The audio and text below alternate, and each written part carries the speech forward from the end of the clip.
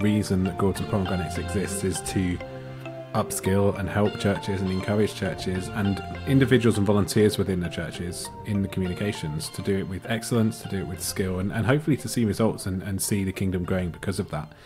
And we are very focused on UK churches, and generally that means smaller churches, and also on, for us, giving sort of ground level advice rather than coming at it from someone who might understand marketing or communications already and giving a bit more in-depth advice like that. So that's why we exist. At the same time, we've never want to be seen as the only resource or just the expert resource for these things. You know, there are lots of people out there, and so that's what we want to do today. We want to point to these people, shout about them, shout about the things that they're good at, and obviously this is something which is going to be ever changing. So we're going to create a page on the website so that you can find up-to-date links for all of these. Obviously some stuff that we might want to talk about that's helped us in the past, they're not actually active anymore, but we're going to do our best to do a bit of a whistle-stop tour of all of these today. So first of all, communities. Yeah, so I mean the list that we could share is pretty much endless because there are loads of different ones, but the few that we particularly wanted to highlight first is the Church Comms Collective UK. So that's our friend Ben Elliott, who was on episode 30. He has created, facilitated this group.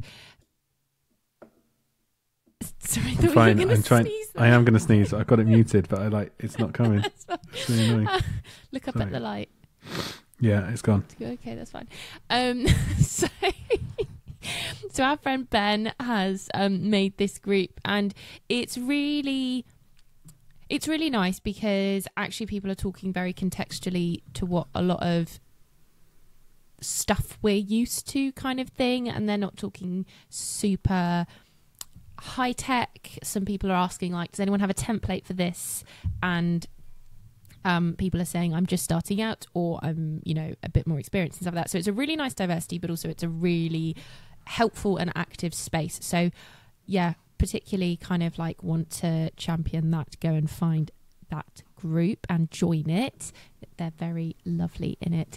And it is a fairly UK focused group, although I'm sure they've got people from overseas. Like, it's in the name, and that's something we think isn't something we take for granted, because as you'll notice from a lot of the resources that we talk about today, a lot of them are American, and that's no bad thing, but there's a very different church context there that they're talking to. Yeah, I mean, not just church context. There's a very different culture with certain holidays that are or are not celebrated, and just the kind of like, certain cultural indicators that do kind of distinguish us differently. So this group is specifically, or I think there may be the odd post from someone either America or Europe or something, but it is predominantly UK based. Yeah. Then we also have the Church Communications Facebook group.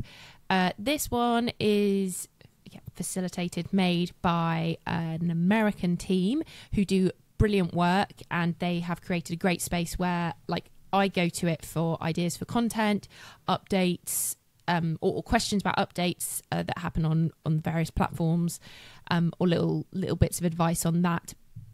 There are times it's a little bit, again, culturally different, but again, a really helpful page. And like the fact it's got nearly 35,000 members is, you've got a lot of wisdom and people in the group, which is pretty cool. Yeah, I think even when it's primarily a different context to ours or yours, because of the size of it, there's going to be stuff in there that we relate to. So there'll be some stuff which isn't useful and some stuff which is really useful. Yeah, absolutely. And then we've got also for Facebook groups, the Church Social Media Managers, and this one I'm going to hazard a guess is one of the biggest ones as well. That's nearing on 50,000 members. And again, lots of advice and resources and questions. It's always nice to know what questions people are asking, and people asking for advice or resources and stuff like that. So again, another great group that I'm not, the latter two I'm not particularly active in commenting and stuff like that, but I do find them very useful to kind of be able to look through and gather information from. Yeah. And we'll come on to resources from different and specific denominations, but it is worth checking out if yours has a specific Facebook group or online community for comms or creative, digital and stuff like that. I am involved in the Baptist Together one, but I know there are others for other churches. And obviously with any group, unless it's got sort of members in the thousands, the levels of activity can go up and down. And in smaller groups, it can be easy for things to feel like it's super quiet, but actually it allows you to make really valuable connections that you can come back to again and again, because you are a bit more of a kind of smaller and more recognisable community to each other. But please don't feel that you have to join every community, whether that is a Facebook page or other groups. Obviously, I do it because it is part of my work, but it is worth having a look to see which might be of most benefit, or join them for a little bit and then even you can kind of like leave them or mute them, but worth having a look at them before deciding. Yeah, I think it can definitely become overwhelming if you're involved with too many, especially the bigger ones where it can be a bit hard to keep up with things. And also it's worth saying that, you know, these types of communities aren't for everyone. You know that there are different learning styles, and some people will learn much better from asking and having a conversation, and some people will benefit more from looking and reading or watching resources. So coming on to some resources that are specifically about church comms. First of all, Church Marketing Sucks. Now this is like the original as far as I'm concerned. Maybe they weren't the first, but it was certainly the first that I became aware of. And unfortunately it's not active anymore as far as I can tell, but they're still online. There's still loads of archives there that are really worth digging into. And yeah, this really was the first thing that got me thinking about the concept of marketing for churches. You know, there's a post there about whether marketing is a dirty word, and whether it's something that churches should avoid. And again, talking about the heart with which we seek to promote ourselves, and it's not about competition and all of that. So that was my first real interaction with any sort of church comms content. And obviously for me, that was something that I found really encouraging and that encouraged me to get into the area, and ultimately led us to recording this podcast today. Yeah.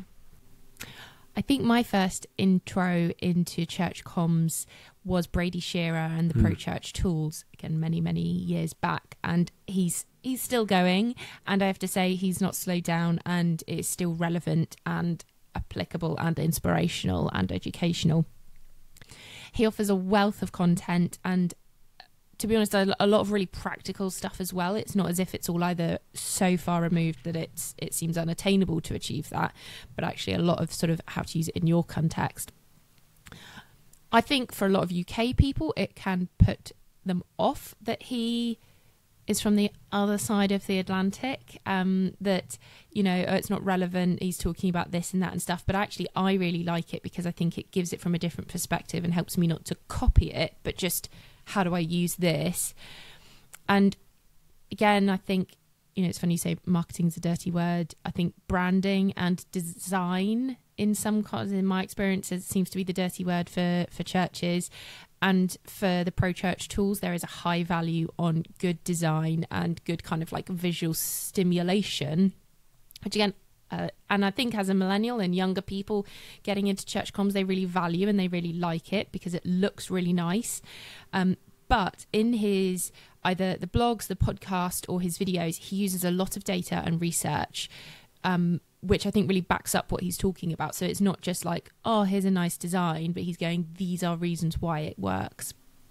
And yeah, I personally think he is probably the global leader on church comms, especially thinking pioneering and adapting to the different generational cultures that we are kind of establishing.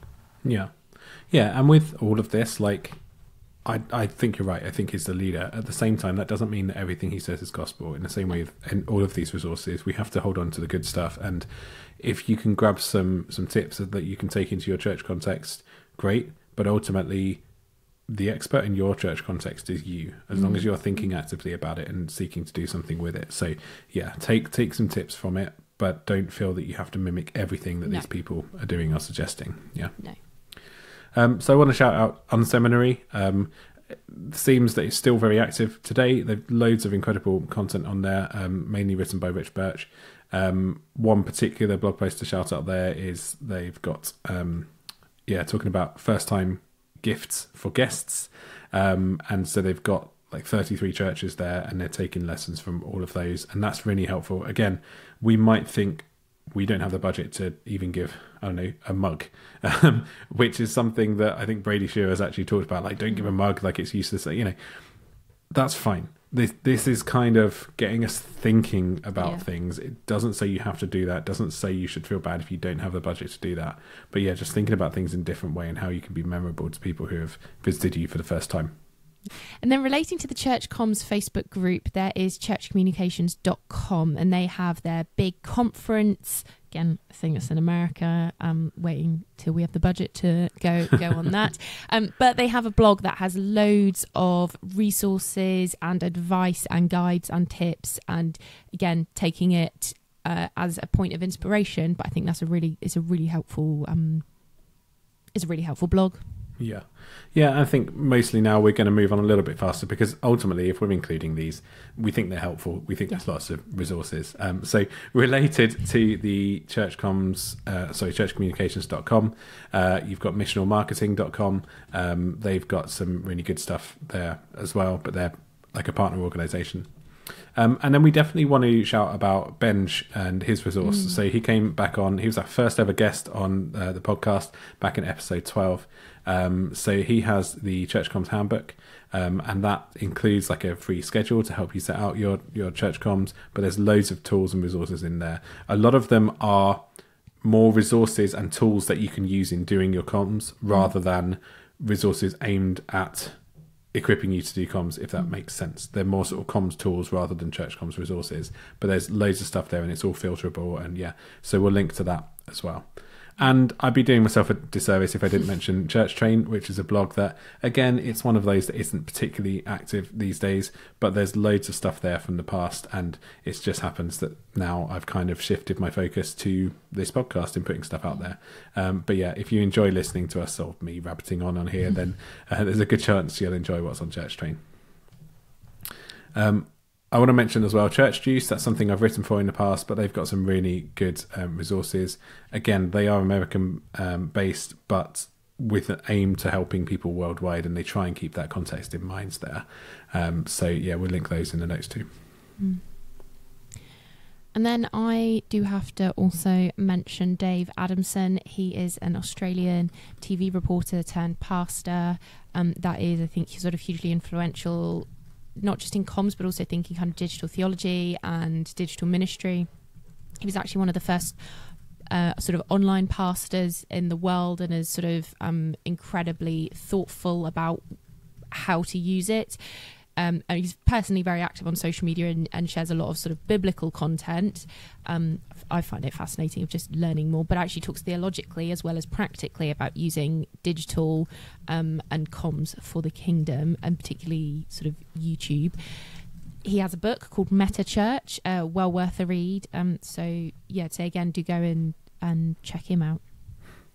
Yeah, he's definitely one that's inspirational to follow on social for his own content as well as the resources stuff. Yeah, I have had a text conversation with him, so he's like, you can't claim that. He gave his number out at a conference. Well, yeah, but still, I did message him and he messaged me back. So we're like best friends. A really brief mention for a couple of resources here. So johntruscott.co.uk. He's someone who his site has been around for ages, but is a really well-resourced, well-categorised lot of resources there.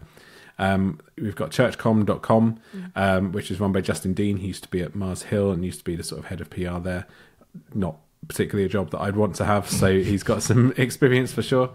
And then there's services like Ecclesia 360, where they offer like a website design type service, but they will have resources as well. So there'll be other people like that. So yeah, we'll put a link to them. Yeah. And then if we think kind of, well, you wouldn't go looking for them, but actually if you think about other sort of church-related organisations, there are actually quite a few who surprisingly have comms resource, because actually it helps in so many other ways, which is why it's important to actually be intentional with your comms. So there's first donorbox.org. They have a blog about church communications, as do Tithely. Again, there's resources and advice to help not just with sort of your fundraising and giving campaigns, but actually about using it within your comms as well. Yeah, there's so much on Tithely. Like they've got podcasts for churches, they've got loads of like resources and downloads, and then they've got a very well written and like loads of content on their blog as well. There's loads there. And I think the thing is it's worth looking at non-church resources at times. You know, obviously there is a nuance to it being within a church, but actually there are a lot of things where we can take it and use it with our context. It's kind of charity organisations and even business stuff of thinking, well, how to best make use of the different platforms. So do look out for kind of other comms and marketing content that might be out there to help and advise and educate you. So why not use it? Yeah, for sure. And like specifically with social media, Buffer is a great one of those. They've got so much content on there, and obviously that's a tool that we've shouted out before, but have a look at their blog. Yeah. So bringing things back to the UK church, and actually a lot of denominations have put in the effort to create resources of their own, and probably primarily they're intended to resource the churches within their denomination, but that doesn't mean that there's not advice there that can be helpful to all of us. So one specifically to shout about is the Church of England, and they've got loads of content there under their digital labs, as we heard about from Liz. So that's something that's worth checking out, even if you're not in a Church of England church. Yeah, and again, the Baptist Union, who I do work with last year, so in 2023, I was a part of the First Fridays, which were a sort of once a month kind of drop-in event thing that we did online. The videos are still available to watch, but we talk about various different elements of comms and kind of related things to think about. Yeah, and then we had Joel Murray on back in episode 27 from the FAC, and as well as their podcast, which isn't just comms related, they also have some resources on there for digital comms as well. Not to mention the Methodists, who have loads of stuff on their site. And also just a quick shout out for Life.Church, who are obviously a very big church, but they've got their comms resources going as well there. Yeah. I mean, we alluded to events, and we would love to be able to tell you about some UK events for church comms. There have been some in the past, including Premier Digital, which is how Hannah and I first met. But honestly, we'd love to see more in the UK. We'd love to see them start up, even if they're not the big sort of flashy hotel affairs that you get for some of the church comms conferences in the States, because they have the numbers that they can do that. There are rumblings of maybe some events happening in the UK again. So I think that we've started a few of the rumblings. we're just going around rumbling. Yeah. No, there's a few people talking about it, and so if that's something that you would be interested in, you'd like to see, and potentially want to come along to, then do let us know. Yeah, absolutely. I like going out to conferences and stuff, and if we can gather a bunch of people who want to talk about church comms as well, it's really good. Yeah, absolutely. I mean, it's like the same as the communities we talked about at the beginning. It's remembering that we're not alone in this, and it's not about pointing to one person and saying they know everything and they're the expert, but just saying, how can we help each other? Because all of this is to bring glory to God. Exactly, yeah. So we've done our best to give a bit of an overview of the resources that we're aware of that are still online, even if not all of them are active. We are sorry if we've missed anything out. All of these resources will be included in the show notes, but we've also created a page on gppodcast.uk/resources, and we'll try and keep it up to date with a list of church comms resources and things to signpost to. If we've left anything out or something new that you found, please do let us know, because we'd love to include it.